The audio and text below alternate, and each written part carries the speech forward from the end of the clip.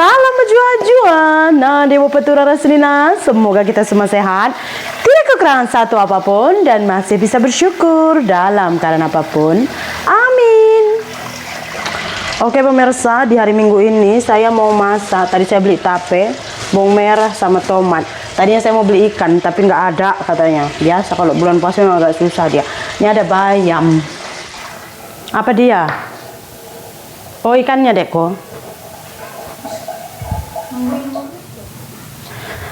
Oke, untuk lauk madep udah adik saya yang masakkan. Kami begitu pemirsa, kadang saya yang masakkan, kadang dia yang masakkan. Biasalah anak sama-sama kecil kan. Dia tadi ambil ikan.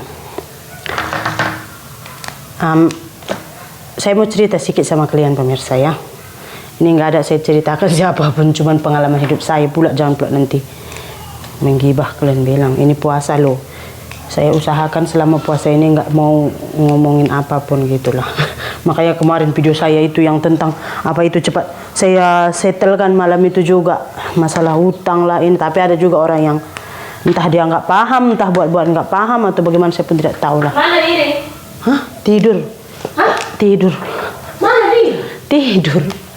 Mana dia tidur? Kamar. Kayaknya saya mau cerita sedikit lah pemirsa ya. Pengalaman hidup lah, masih kedip-kedip enggak? Oh, kadang-kadang enggak masuk suara dia kedip-kedip. Oke, masuk kayaknya ini udah. Kan belakangan kan banyak komen kan. Ingatkan ini, ingatkan itu, berhutang, sana sini hutang keliling tinggal, gitu ya kan. Banyak yang bilang gitu sih. Kalau saya sendiri pribadi pemirsa, saya nggak rekomendasikan hutang, kamu berhutang. Kalau kamu sanggup, ngapain kamu berhutang, ya kan? Cep. Tapi kalau kamu satu tantangan, istilahnya tuh kamu tuh mau beli satu aset, tapi kamu duitnya nggak cukup. Jangan tunggu sampai duit kamu cukup. Karena di zaman sekarang, nyimpan duit itu susah. Apalagi kok kamu simpan di bank, hari ini simpan, sore boleh habis. Beli apa aja kan boleh online gitu pemirsa. Jadi berhutang lah. Jadi kalau kamu udah ada istilahnya tuh cicilan, tanggung jawab, kamu akan kontrol perbelanjaan, pengeluaran semua kamu akan kontrol gitu. Jadi asetnya udah terbeli, jadi kamu tinggal nyicil. Kadang kan kita mau beli sekaligus nggak ada duit. Jadi nggak salah sih berhutang. Apalagi contoh kamu mau beli tanah, kamu nggak bisa nunggu uang kamu harus ada dulu baru kamu mau beli tanah. Enggak. Karena di saat uang kamu ada, belum tentu orang jual tanah gitu.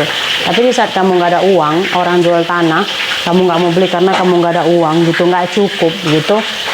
Ya kamu harus berani ambil satu resiko, dan itu selalu saya buat sampai ke sekarang. Start saya beli tapak rumah saya ini saya nggak pernah ada cukup duit 100% cash saya bayar masa itu juga. Nggak pernah, satu kali pun nggak pernah pemirsa. Sekarang saya bukan menyombongkan, cuman saya mau bagi tahu. Sekarang saya ada 1, 2, 3. Saya ada 3 kebun. Satu kebun kontrak ada 4 lah. Terus saya ada 3 tapak dan 1 rumah. Saya punya mobil, saya punya motor, dan semua itu hasil saya berhutang. Nggak ada saya beli cash satu kali, nggak ada. Karena macam yang saya bilang, orang jual tanah, jual tapak itu sebab butuh duit gitu. Jadi kalau kamu nggak ada duitnya, ya dia orang nggak akan mau jualnya, ataupun nunggu kamu ada duitnya, itu nggak ada gitu pemirsa. Terus saya beli kebun, harganya 187 juta pemirsa. Sekarang kebun yang saya beli itu kebun saya itu dulu saya beli 187 juta ya. Itu satu rantainya kemarin berapa katanya, 7.200.000 gitulah pemirsa. Nah, udah 2 orang lewat dari kebun kita itu, karena kan Singgem dia agak bersih dia bawa kebun kan. Ada orang berani minta 10 juta, ada 11.500.000 satu rantainya. Cuman kita nggak jual, istilahnya dari 180-an udah hampir ke 300. Itu kita beli baru 2 tahun ya. Saya tengok suratnya itu 2022 kita bayar itu. Ya. Kayak gitu juga tapak rumah ini. Ini tuh kita beli dulu 60-an, sekarang udah 2 kali ganda gitu pemirsa. Nah itu tuh sebenarnya kamu berhutang juga nggak masalah, karena duit kamu meningkat. Kalau kamu berhutang bergaya, ya hutang, contoh hutang ganti-ganti kereta, atau hutang beli baju shopping, atau berhutang beli emas, atau pokoknya untuk beli sesuatu yang saya rasa nggak ada peningkatannya. Kayak emas juga, kalau kamu beli hari ini 2-3 bulan kemudian kamu jual, sama aja kamu rugi gitu. Tapi kalau kamu beli emas hari ini 3-4 tahun kemudian baru kamu jual, baru kamu akan dapat untung. Nah, jadi kalau misalkan uang kamu tuh uang pas-pasan, hindari deh beli emas. Makanya sekarang juga saya kurang beli emas. Karena apa? Misalnya kita beli hari ini emas, 2-3 bulan kita perlu lagi kita jual, itu udah kita 1 gramnya kena potongnya 20.000 atau 6 ringgit, ya kan? Terus dibayar juga harga yang kita beli dulu gitu. Jadi rugi kita ada. Tapi kalau 5 tahun kemudian dia ikut harga emas, kita boleh dapat untung karena emas selalunya naik. Jadi kalau orang bilang tak tahu malu, berhutang sana berhutang sini, it's okay, tak apa, memang betul. Saya kalau beli apa-apa selalunya begini. Misalnya saya beli kebun, terus orang-orang nawarkan kebun. Selalunya orang jual kebun juga gitu sih, ada orang nawarkan kebun. Terus saya tanya berapa harganya, contoh 200 juta kan. Saya akan bilang sekarang saya boleh duit, sekarang kamu perlunya berapa dulu gitu. Selalunya gitu. Berapa kebunnya? 200 juta, tapi sekarang aku mau 50 juta dulu, ini penting. Selebihnya bila kau ada duit baru kau lunaskan. Selalunya begitu pemirsa, karena orang kejepit gitu kan. Saya akan cari sana sini gitu, duit saya sekian, saya akan pinjam ke sana, pinjam ke sini. Betul, saya pinjam ke sini, saya sampaikan 50 juta. Saya bayar. Dan saya akan ambil tempo 7-8 bulan karena saya mikirnya gini, saya harus bayar dulu yang tadinya untuk deposit tadi gitu. Udah selesai baru saya akan simpan lagi untuk pelunasan kebunnya gitu pemirsa. Selalunya begitu, dan selalunya settle tepat pada masanya. Cuman kadang-kadang kita janjinya ya meleset lah, namanya duit. Kayak kemarin beli tapak, janjinya tuh kita pelunasannya itu bulan 6. Rupa-rupanya tuh awal bulan 2 tuh dia udah minta datang ke rumah, duitnya itu disediakan segera, dia perlu gitu. Jadi saya kan kelam kabut lah. Sebenarnya boleh aja saya bilang belum selesai perjanjian, saya nggak ada duit pun nggak masalah. Cuman kita memikirkan saudara kan. Makanya saya akhirnya pinjam duit Mami Mece. Saya pinjam duitnya 14 juta karena saya kurangnya 14 juta. Saya pinjam duit Mama Mece 14 juta. Saya bilang bulan 3 saya bayar karena dia belum perlu. Ya udah, saya pakai dulu duitnya gitu. Tup-tup Mama Mece pembayaran dengan mak saya, lagi dia perlu duit. Masa itu kan kemarin saya udah gaji YouTube. Ya udah. Saya bilang oke, saya pinjam dulu duit siapa-siapa gitu biar udah pembayaran, nanti 23 saya bayar gitu. Kalau kita tepat janji sih nggak masalah sebenarnya ya kan. Ya udah saya bayar. Saya bayar 11 juta. Kenapa bayarnya 11 juta? Karena 3 juta lagi itu tuh Biring ada hutang pada saya. Jadi kata Biring, potongkan aja bagi 11 juta. Kira Biring udah bayar hutangnya sama saya. Ya udah saya bayar 11 juta gitu pemirsa. Jadi gitulah prinsip saya. Tak masalah berhutang, jangan takut. Kalau kamu ada hutang, so maknanya kamu harus rajin, kamu harus kuat gitu. Karena saya udah ngerasakan hidup susah. Jangankan dihargai pemirsa, kita itu ada nggak ada aja orang nggak peduli gitu. Ya, cuman nggak tahu lah. Kadang saya cerita apa-apa nanti diklarifikasi begini begitu pemirsa. Saya nggak cerita mengaibkan siapa-siapa, nggak. Cuman pengalaman saya. Suatu karena ya walau nggak saya bagi tahu pun kalian tahu sesusah apa kami dulu. Nggak usah dari mulut saya, dari mulut orang lain pun pasti kalian akan dengar dulu waktu kau susah gitu. Memang kita sangat susah dulu. Padahal acara apa-apa gitu kan, acara apa-apa keluarga saya, adik saya kadang tuh mau nangis loh di mama saya. Ada acara apa-apa keluarga, dia tuh selalunya bagian dapur. Dari datang sampai pulang dia tuh di dapur, nggak pernah duduk di depan. Makanya apa cerita di depan, apa ini itu dia nggak tahu karena selalunya tempatnya di bagian masak. Gitu. Makanya kalau kumpul-kumpul apa gitu kadang-kadang mak saya pikirkan antar yuk aku yuk antar yuk. Saya tuh kayak berat hati gitu, nggak usah lama. Cuman ya namanya dia mau kumpul sama keluarga semua ya kita mau bilang apa.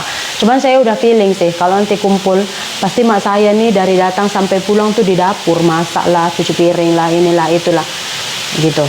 Kamu Sri, saya menghindari memang kumpul-kumpul pemirsa. Kalau ada perkumpulan keluarga sana sini, saya lebih baik nggak datang. Nanti saya pula sama mak saya gitu kan.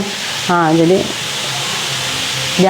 jangan kita bilang harta itu nggak dibawa mati. Memang enggak. Cuman selagi kita hidup, orang buat kita ini macam lebih baik udah mati aja gitu. Gitu orang perlakukan kita pemirsa. Dan ketika kamu ada duit, ya, ini yang saya rasakan ketika kamu ada duit, mulut kamu sudah diperhitungkan. Maksudnya di apa-apa, kamu ngomong sesuatu ada didengarkan. Saran kamu, ide kamu ada dipertimbangkan. Tapi kalau kamu nggak ada apa-apa, kamu ada aja orang nggak peduli. Itu kata kasarnya pemirsa.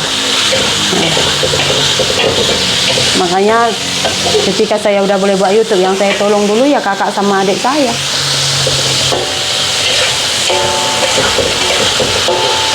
Lagi satu, kalau kita dulu miskin, susah, kita itu kan nggak dipandang apa-apa.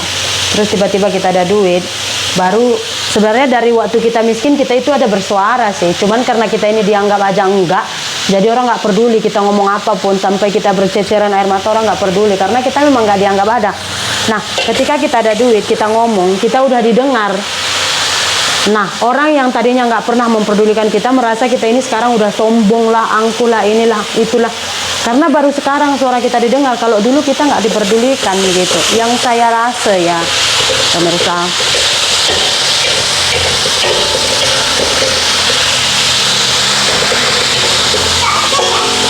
Tapi ya walau bagaimanapun, oi nakku,